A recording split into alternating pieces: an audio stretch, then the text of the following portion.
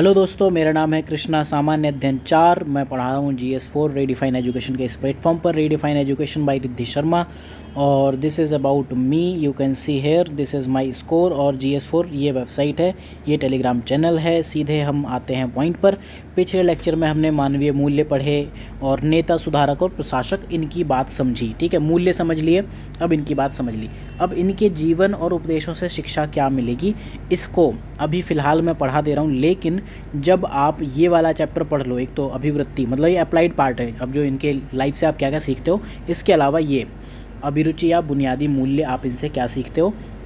जब हम ये वैल्यूज़ पढ़ लेंगे तो हम इन पर वापस से आएंगे और मैं आपको ये कहूँगा कि आप इस लेक्चर को उसके बाद रिवाइज़ करना अच्छे से, तब आपको ज़्यादा अच्छे से समझ में आएगा। तो स्टार्ट करते हैं। बेसिक डिफरेंस हम अगर नेता की बात करें, नेता जो नीतियाँ बनाता है, पॉलिसी मेकर। प्रशासक मतलब नेता का नौकर, सरकारी नौकर। ठीक है, नीतियों को निष्पादित करेगा, उसको करना ही होगा। और सुधारक जो उन नीतियों में गलतियां ढूंढेगा और उन पर काम करेगा। और मैनेजमेंट की बात करें तो नेता और प्रशासक दोनों का काम मिला के जो करता है उसको हम कहते हैं प्रबंधक। अब हम इनसे शिक्षाएं क्या सीखते हैं। सबसे पहला काम देखो, एग्ज़ाम में ना क्या होगा कि आपको इस तरह का क्वेश्चन पूछेगा, गांधी जी के जीवन से आप क्या शिक्षा लेते हो, लिंकन के जीवन से आप क्या शिक्षा लेते हो। देखो, सबके जीवन से ना ऑलमोस्ट आप सिमिलर शिक्षाएं लेते हो। ठीक है, बस आपको उनसे रिलेट करके आंसर को ट्विस्ट करना है। आंसर में पॉइंट्स यही रहेंगे, हेडिंग सब हेडिंग में लिखते हैं ना कि गांधी जी वॉज ये उनके जीवन से मैं ये शिक्षा लेता हूँ। नंबर 1 ये, और ये लिखना है निस्वार्थता, ये आपको लोगे ही लोगे। अब उनको गांधी की लाइफ से, आप गांधी के बारे में जितना जानते हो उस टाइम पे लिखोगे। अब्राहम लिंकन के बारे में जब लिखोगे तो उनकी निस्वार्थता अलग है, गांधी की अलग है, मदर टेरेसा की अलग है और पटेल की अलग है। पटेल की निस्वार्थता थी कि भैया देश एक होना चाहिए। गांधी की निस्वार्थता में आपको दिखता है कि भैया मेरे देश के लोगों के पास कपड़े नहीं हैं तो मैं कपड़े छोड़ दूंगा, या फिर गरीबों का काम करना है चाहे भले ही उसके लिए मेरा कुछ हो जाए। मदर टेरेसा की जो निस्वार्थता थी वो लोगों की सेवा करने में थी। अब्राहम लिंकन की जो निस्वार्थता थी, जो USA में सिविल वॉर है उसको ख़त्म करने में, उनको पॉलिटिकल राइट्स दिलाने में, सिविल राइट्स दिलाने में, और जो ब्लैक्स के राइट्स हैं उनको दिलाने में थी। तो ये आपको अलग अलग देखना पड़ेगा। जो भी आप एग्जाम्पल रटो उनकी आप बात करो। सबसे पहले हम कुछ लीडर्स की बात करते हैं। कुछ लोग ऐसे हो सकते हैं जो लीडर्स भी हैं, एडमिनिस्ट्रेटर भी हैं। तो हम एक बार एग्जांपल देख लेते हैं। महात्मा गांधी ये लीडर में आएंगे, ठीक है, नेता हैं ये, ठीक है। रिफॉर्मर में भी महात्मा गांधी आएंगे, एडमिनिस्ट्रेटर में नहीं आएंगे। अब्राहम लिंकन नेता भी हैं, रिफॉर्मर भी हैं, लीडर है। Mother Teresa, she is a reformer also, but mainly उनको हम लीडर कहेंगे। उन्होंने एक नया स्ट्रक्चर इनिशिएट किया। सरदार पटेल लीडर हैं, नेता हैं और एडमिनिस्ट्रेटर है, रिफॉर्मर नहीं है। सरदार पटेल ने कोई रिफॉर्म्स नहीं किए थे, उन्होंने सीधे चीज़ें एग्जीक्यूट की। या तो आप भारत में मिल जाओ, नहीं तो फिर हम आपको मिला लेंगे। ठीक, इसके बाद प्रशासक का अगर हम एग्जाम्पल दें, कुछ वर्गीज़ कुरियन की आप बात करो, MS स्वामीनाथन, ठीक है, ग्रीन रिवॉल्यूशन वाइट रिवॉल्यूशन से रिलेटेड नेम है।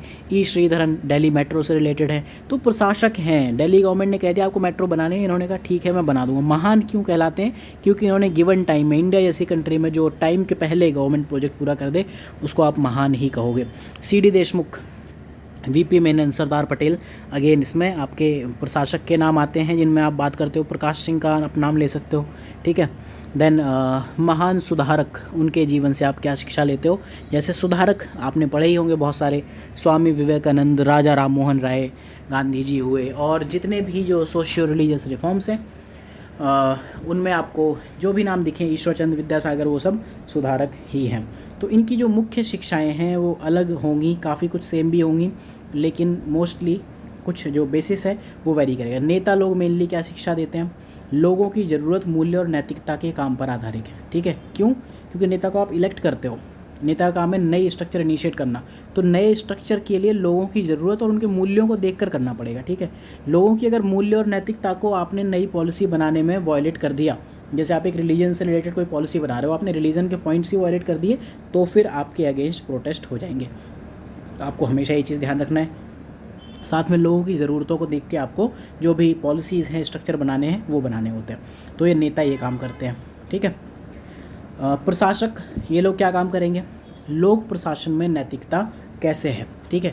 इनका मेन काम है आपको नीतिगत निर्णय लेने हैं, जो आपको बता दिया वो करना है, और साथ में आपको ध्यान रखना है कि प्रशासन यानी कि जो पब्लिक एडमिनिस्ट्रेशन है वो हैम्पर ना हो, वो चलता रहे।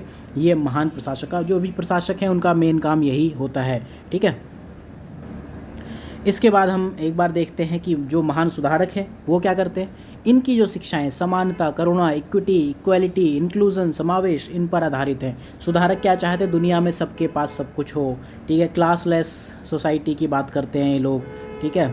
और क्लास नहीं होनी चाहिए। प्राइवेट प्रॉपर्टी के अगेंस्ट खड़े हो जाते हैं कि भैया लोगों के पास ज़्यादा पैसा नहीं होना चाहिए, विलेज भी उतने ही इम्प्रूव होने चाहिए जितने कि आपके सिटीज़ हैं। तो ये सुधारक है। तो इनकी जो मेन ये बात है ना, ये मुख्य शिक्षाएं आप याद रखना। अगर आपको इनका ये पता है, डेफिनेशन पता है, तो आप ये ऑब्वियसली कर सकते हो। नेता, जो नीति बनाता है वो नेता है, जो एग्जीक्यूट करता है वो एग्जीक्यूटर यानी कि एडमिनिस्ट्रेटर है। सुधारक जो उसमें रिफॉर्म्स करता है। प्रबंधक है जो दोनों को मिलकर, नेता और प्रशासक को मिलकर बनता है, ठीक। अब हम इनकी शिक्षाओं की बात करते हैं। कौन कौन से उदाहरण एग्जाम्पल्स हैं? न्याय, जस्टिस की हमने बात की, ठीक है। तो नेता है हमेशा जस्टिस की बात करेगा। हालांकि एडमिनिस्ट्रेटर का भी जो वैल्यू है उसमें भी जस्टिस आएगा, और जो आपके रिफॉर्मर्स हैं उनमें भी जस्टिस आएगा, ठीक है। लेकिन नेता का तो मेन काम है, एडमिनिस्ट्रेटर को उसके हाथ में जस्टिस नहीं है। अगर एक गलत पॉलिसी बना दी नेता ने, ठीक है, तो ऑब्वियसली एडमिनिस्ट्रेटर को एग्जीक्यूट करना ही है। आप जस्टिस को डिफाइन कैसे करोगे? जस्टिस को डिफाइन करने का काम करेंगे नेता। नेता का काम मतलब आपके यहाँ नेता के लिए होती है गवर्नमेंट, जो सरकार चलाते हैं। गवर्नमेंट में 3 लोग होते हैं, जिसमें जुडिशरी, लेजिस्लेचर और एग्जीक्यूटिव तीनों आते हैं, ठीक है। कार्यपालिका, विधायिका और न्यायपालिका, ठीक है। कार्यपालिका, विधायिका, न्यायपालिका तीनों आते हैं, ठीक है। तो न्यायपालिका सबसे पहले काम क्या करेगी? विधायिका एक नियम बनाएगी, लॉ कानून बनाएगी। एग्जीक्यूटिव उसको, ये विधायिका के जो निर्णय हैं उसको कार्यपालिका कार्यान्वित करेगी, इम्प्लीमेंट करेगी। उसके बाद जुडिशरी, अगर कुछ गलत है तो आप जुडिशरी के पास जाओ। तो नेता लोग आपको न्याय देने के लिए काम करेंगे, ये आप ध्यान रखना। दूसरी चीज़, नेता को निस्वार्थ होना चाहिए। नेता को अपने लिए कुछ नहीं करना चाहिए। जो भी नेता स्वार्थी हैं वो आपको दिखेगा करप्ट हैं, वो बहुत अच्छे नहीं। जो भी नेता हैं, आप देखो आज पीएम मोदी पॉपुलर हैं, जो डॉक्टर मनमोहन सिंह हैं वो भी काफ़ी पॉपुलर हैं, शास्त्री जी काफ़ी पॉपुलर हैं, ठीक है। तो ये नेता लोग क्यों पॉपुलर हैं? डॉक्टर कलाम क्यों पॉपुलर थे? क्योंकि मतलब शास्त्री जी को अपने लिए कार लेनी थी तो उन्हें लोन लेना पड़ा, ठीक है।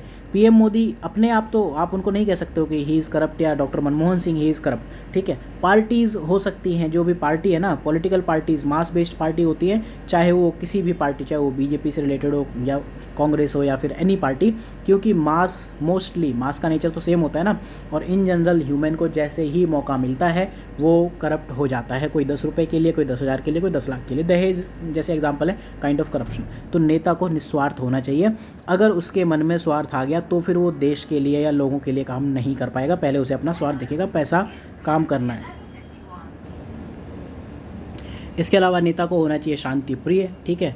पॉलिसी मेकिंग होनी, जैसे कि हमने जब शांति की बात की थी ना, तो दुनिया में जो भी पीस ट्रीटी होती हैं, ठीक है, समझौते होते हैं और जो इंटरनेशनल एग्रीमेंट होते हैं, ठीक है, पार्लियामेंट में आर्टिकल 253 है जो इंटरनेशनल एग्रीमेंट को एग्जीक्यूट करती है, ठीक। तो नेता को शांति प्रिय होना चाहिए। शांति स्थापित करने का पहला काम नेता का है, क्योंकि अगर लॉ नहीं होगा तो फिर लोग उसको फॉलो नहीं करेंगे, और लॉ नहीं होगा, पनिशमेंट नहीं होगा तो लॉ नहीं होगा, और लॉ नहीं होगा तो फिर शांति नहीं होगी, और शांति के लिए पनिशमेंट देना बहुत ज़रूरी है।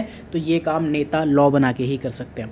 इसके अलावा ह्यूमैनिटी, मानवता और गरिमा का सम्मान, नेता को हमेशा ऐसी पॉलिसीज़ बनानी चाहिए। नेता को हमेशा सबका आदर करना चाहिए। आप देखो, अगर आज के जो पीएम हैं वो प्रणब मुखर्जी साहब के भी पैर छूते हुए दिखते हैं और अपने मदर के भी पैर छूते हुए दिखते हैं। अगर आप पॉलिटिकल स्टेटमेंट उससे बाहर जाओ, आपको ये दिखेगा आपका जो प्रधानमंत्री है, आपकी कंट्री का जो प्रधानमंत्री है, वो अपनी माँ के सामने झुकता है। This is kind of women empowerment. वो दूसरी पार्टी का बंदा जो प्रेसिडेंट बना बैठा है उसके सामने झुकता है। This is example of political cooperation, coordination, respect जो होती है, ये चीज़ें मिसिंग हैं। तो ठीक है, आपका जो प्रधानमंत्री है झाड़ू लिए दिखता है, तो गरिमा का सम्मान करना ज़रूरी है, ठीक है। और ये किसी एक बंदे के लिए नहीं, आप आज के टाइम में जैसे भी हो वैसे एग्जाम्पल लेके देख सकते हो, ठीक है। I do not support any party और एनी पर्सन, तो प्लीज़ मुझे इस तरह से ब्लेम मत करना। मैं चीज़ों को ऑब्जेक्टिवली देखने की कोशिश कर रहा हूँ, ठीक है। अगर एक बंदा प्रधानमंत्री झाड़ू लेके खड़ा है, उससे कितना रिफॉर्म हुआ, वो ये बताना चाह रहा है कि ये काम जो एससीज़ के पास है, अनटचेबल्स के पास है, वो उनका नहीं है, ठीक है। मैं इस देश का प्रधानमंत्री होने के बावजूद झाड़ू उठा सकता हूँ। इससे क्या होता है, वुमेन एम्पावरमेंट आएगा, जो मार्जिनलाइज सेक्शन है उनकी गरिमा बनी रहेगी, साथ में मानवता यहाँ पर धीरे धीरे दिखेगी, ठीक है। प्रेम और देखभाल करना, नेता का काम है। नेता को दूसरों से प्रेम करना चाहिए। प्रेम का मतलब वो वाला प्रेम नहीं है, ठीक है, जो आप समझते हो, आश्रम वाला प्रेम नहीं है। जो अभी आश्रम एक वेब सीरीज़ आई है, वो वाला प्रेम नहीं करना है। नेता को इन जनरल सबसे प्रेम करना चाहिए। इन जनरल अगर आप प्रेम करते हो तो ऑब्वियसली आप उनकी फीलिंग समझते हो, आपके मन में उनकी जो भी दुर्दशा है या उनके लिए जो जो भी उनकी दिक्कतें हैं वो आप समझ पाओगे और आप उनकी देखभाल कर पाओगे, ठीक है। देन परोपकार और करुणा ये तो होना ही चाहिए, लेकिन इसमें आपको ध्यान रखना है कि आपका जो कॉन्स्टिट्यूशन है वो वॉयलेट ना हो जाए, ठीक है। ये आप अपनी जैसे एमपी लेड जो है, एमपी लेड जो स्कीम है दैट इज़ काइंड ऑफ देखभाल के लिए हो गई, ठीक है। कई बार प्रधानमंत्री राहत कोष परोपकार और करुणा के लिए, लेकिन पैसा आप ही से लेंगे, ठीक है। तो ये सब क्वालिटीज़ हो सकती हैं एक नेता की, और बाकी आपको जो ठीक लगे आप यहाँ ऐड करते जाना। This could be infinite number of qualities. सुबह उठने से लेके डिसिप्लिन होना चाहिए नेता में, कई चीज़ें होनी चाहिए, लेकिन जो मेजर क्वालिटी जो एक नेता को डिफ़ाइन करती हैं वो यही कुछ क्वालिटीज़ हैं। इसके बाद हम बात करते हैं, अगर हमें प्रशासक, किसी एडमिनिस्ट्रेटर को डिफ़ाइन करना है, सबसे पहली चीज़ प्रशासक में आप देखो अनुशासन, ठीक है। प्रशासक ईमानदारी और अखंडता। नेता ईमानदार हो ना हो अलग चीज़ है, लेकिन प्रशासक को हमेशा बताना है, आपको जो बताया गया काम you have to do that, you have to honest with others. अखंडता, you have to honest with yourself. आप neither you are corrupt nor you are corruptible. Integrity कहते हैं अखंडता को अंग्रेजी में, ठीक है। तो जैसे हम कहते हैं ना, the person is of impeccable integrity, मतलब उसकी इंटीग्रिटी ऐसी है कि कभी हिल नहीं सकती है, ठीक है। तो वो एडमिनिस्ट्रेटर की खास बात होती है। आपको कितनी भी रिश्वत दे, ठीक है, लोग क्या कहते हैं, उनके रेट फिक्स होते हैं, 10 रुपये में नहीं बिकेंगे, 100 में नहीं बिकेंगे, 1000 में नहीं बिकेंगे, लेकिन अगर आप उनके सामने 1 लाख करोड़ रुपए रख दो तो, या 1 लाख रुपए रख दो तो भी वो बिक जाएंगे। तो अखंडता होनी चाहिए एडमिनिस्ट्रेटर में, ठीक है। कितना भी पैसा हो, आपको पैसे के लिए न्यूट्रल होना चाहिए, करप्शन आपके मन में दूर दूर तक नहीं होना चाहिए, ठीक। अनुशासन की बात करें, ठीक है, एडमिनिस्ट्रेटर में अगर अनुशासन नहीं है तो ना तो वो अपना डिस्ट्रिक्ट चला सकता है, अगर किसी ऑर्गेनाइजेशन का हेड है तो ना ऑर्गेनाइजेशन चला सकता है, किसी पार्टी का लीडर है तो वो पार्टी को नहीं चला सकता, कुछ नहीं कर सकता। अगर आप खुद से अनुशासन फॉलो नहीं करते हो तो आप अच्छा प्रशासक कभी नहीं हो सकते हो, ठीक है। ये आपको ध्यान रखना पड़ेगा, ठीक। आपके जब आप खुद से ऑफिस से टाइम से नहीं जाओगे तो आपके अंडर जो लोग हैं वो कैसे टाइम से जाएंगे, ठीक है। तो ये कुछ एग्जांपल है। भेदभाव और समानता, ये नहीं, भेदभाव नहीं होना चाहिए और समानता को प्रमोट करना चाहिए, ठीक है। प्रशासक का काम क्या है कि जैसे प्रशासक की फिर मैं बात करूँ, ठीक है, एडमिनिस्ट्रेशन इज़ फॉर ऑल, जिन्होंने जो प्रो गवर्नमेंट है, जो एंटी गवर्नमेंट है, जो न्यूट्रल टू गवर्नमेंट है, ठीक। अगर इन्होंने कोई पॉलिसी इनके लिए रखी तो ये लोग कहेंगे यार ये तो सरकार का आदमी है, इनके लिए रखी तो कहेंगे विपक्ष का आदमी है, इनके लिए रख दी तो न्यूट्रल है, ठीक। तो आपको जब भी पॉलिसीज़ इंप्लीमेंट करनी है ना, तो ये आपको ध्यान रखना है कि आप तीनों, हर वर्ग, समाज के हर वर्ग को लेकर आप चल रहे हो, चाहे वो आपके कास्ट का हो, चाहे क्लास का हो। ऐसा नहीं कि अगर आप पर्टिकुलर XYZ क्लास से हो, कास्ट से हो, तो आप अगर यूपी के मंत्री हो, मुख्यमंत्री हो, तो आपने यूपी में अपनी ही कास्ट के लोगों को IPS बना दिया, या सॉरी वो SDM बना दिया, ऐसा नहीं होगा, ठीक है। लोक कल्याण की भावना होनी चाहिए, पब्लिक वेलफेयर होना चाहिए, ठीक है। यूटिलिटेरियनिज्म एक इम्पॉर्टेंट चीज़ है, साथ में डिओंटोलॉजिकल, DEONTO, डिओंटोलॉजी, ठीक है। Duty based ethics, Immanuel Kant कहते हैं duty is supreme. Utilitarianism, Jeremy Bentham कहते हैं कि आपकी जो यूटिलिटी है, मैक्सिमम लोगों का भला अगर कर पा रहा है तो थोड़ा बहुत बुरा हो तो भी चलेगा। लोक कल्याण की भावना इन दो चीज़ों में निहित है। सोक्रेट्स की जो है वर्च्यू एथिक्स है, ठीक है। ये 3 मेन चीज़ें हैं, एथिक्स की 3 मेन डायमेंशन होती हैं। एक वर्च्यू एथिक्स हो गई जिसमें गुणों और मूल्यों को लेकर चलते हैं। डिओंटोलॉजी, यहाँ वर्च्यूज़ आर सुप्रीम, ठीक है।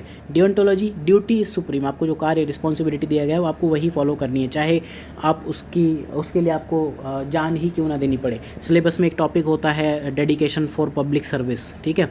तो कई बार ये क्वेश्चन पूछा जाता है कि ऐसी कौन सी कंडीशन होती है कि जब एक सिविल सर्वेंट अपनी जान तक न्यौछावर कर देता है। भाई आर्मी वाला बंदा है या पुलिस वाला है, ये भी आपके पब्लिक सर्वेंट ही हैं, ठीक है। सिविल सर्वेंट का मतलब सिर्फ IAS मत समझ लेना, ऐसा नहीं होता। हर बंदा जो जनता का सेवक है वो एक सिविल सर्वेंट है, प्रोवाइडेड कि उसको एक जॉब क्वालिफाई करके आना पड़ा है, ठीक है। तो लोक कल्याण की भावना हमेशा होगी। जवाबदेही, आपको आंसरेबिलिटी होनी चाहिए, जिम्मेदारी आपकी ड्यूटी के लिए। ये दोनों टर्म है। जवाबदेही, you are answerable to someone, ठीक है, ये मैं कई बार बता चुका हूँ। और जिम्मेदारी, you are responsible for your duty, आप अपने कार्य के लिए रिस्पॉन्सिबल हो। ये दोनों में ध्यान रखना। जवाबदेही आपकी मॉरल भी होगी और आपकी ड्यूटी बेस्ड भी होगी, ठीक है।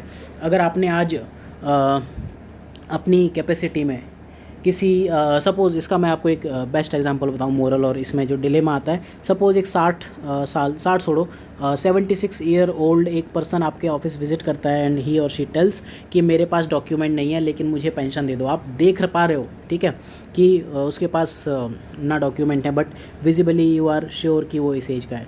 तो पेशेवर जवाबदेही आपकी है, आप बिना डॉक्यूमेंट लिए उसकी पेंशन नहीं लगा सकते हो, ठीक है। और नैतिक, घर जाके क्या आंसर दोगे, खुद की आत्मा को क्या दोगे, कंसाइंस ऑफ सोल, ठीक, क्राइसिस ऑफ कंसाइंस, ठीक है। लगातार यूपीएससी ने इस पर 2-3 बार क्वेश्चन पूछे, तो आप कैसे उसको रिजॉल्व करोगे, तो उसके लिए आपको देखना पड़ेगा, उसके लिए भी कुछ तरीके हैं, आपको वो चीज़ें समझनी पड़ेंगी। तो पेशेवर को नैतिकता, ये आपको देखना पड़ेगा। एथिकल डिलेमा एक पूरा टॉपिक होता है, कब आप डिलेमा में पढ़ते हो, आप मजबूरी जब होती है, उसके लिए पूरा हम आगे पढ़ेंगे। Administration in public administration in GS4 विविधपूर्ण होना चाहिए, विधिपूर्ण, सॉरी, ठीक है। आपको लॉ फॉलो करना चाहिए, अब एडमिनिस्ट्रेटर है, लॉ फॉलो करना ही चाहिए, ठीक है। वफादारी, आपको वफादार होना चाहिए लोगों के लिए और आपका जो गवर्नमेंट है उसके लिए, ठीक। साहस, ऑनेस्टी होनी चाहिए, गलत को गलत कहने का साहस होना चाहिए। हालांकि आपको ये ध्यान रखना है, गलत को गलत आप मीडिया में नहीं कहोगे। जो 4 जजेस ने आके मीडिया में एक वो कर दी थी प्रेस कॉन्फ्रेंस, वो गलत क्यों थी, उनको साहस था गवर्नमेंट को लिखते बताते कि भैया ये दिक्कत है हमारे यहाँ, तो सही करो। अब वो सीधे मीडिया में चले गए तो दैट इज़ रॉन्ग, ठीक है।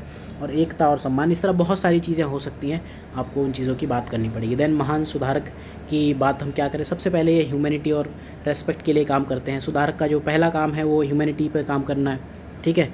फिर परोपकार, प्रेम, देखभाल, करुणा। अब ये मैं आपको बहुत ज़्यादा एक्सप्लेन नहीं कर रहा हूँ, आप खुद समझना कि ये क्या है। कारण संबंध, प्रभाव संबंध, ठीक है। कॉज इफेक्ट रिलेशन, ठीक है। कारण संबंध, इफेक्ट रिलेशन, ठीक है। तो कॉज इफेक्ट मतलब क्यों हुआ, आप वो सब करोगे और साथ में उसकी आप जांच कमेटी की भी आप बात कराओगे, साथ में आप संतोषी होगे, सामाजिक समानता की बात करोगे और भी कुछ जो क्वालिटीज़ हैं उनकी आप बात करोगे। तो GS4 का जो यूनिट 1 है इसमें हम पढ़ चुके हैं यहाँ तक, इसमें हम पढ़ चुके हैं अब तक, यहाँ तक हम पढ़ चुके हैं, उनके उपदेशों से शिक्षा तक पढ़ चुके हैं। अब ये ध्यान रखना, ये यहाँ से लेकर यहाँ तक एक टॉपिक था, इस पर मैंने आपको 5 लेक्चर दे दिए, ठीक है। मानवीय मूल्य पर 2, इन पर 1 और इस पर 1, 4 लेक्चर टोटल दे दिए, ठीक है। इसके अलावा अगला लेक्चर आएगा मूल्य विकसित करने, परिवार, समाज और शैक्षणिक संस्थाओं की भूमिका। मूल्य ऐसी चीज़ होती है जो आप घर से सीख कर नहीं आते, सॉरी पेट से सीख कर नहीं आते, तो आपको इसकी बात करनी पड़ेगी। तो इसके साथ ही यूनिट 1 ख़त्म हो जाएगी। फिर हम अभिवृत्ति या एप्टीट्यूड पर आएंगे, एटीट्यूड पर आएंगे। If you are appearing for 2020 तो आप ज्वाइन कर सकते हो। 21 के लिए आप GS4 या फिर फुल कोर्स भी ज्वाइन कर सकते हो, उसका पार्ट GS4 रहने वाला है। So thank you for watching, that was my time. My name is Krishna, wish you all the best.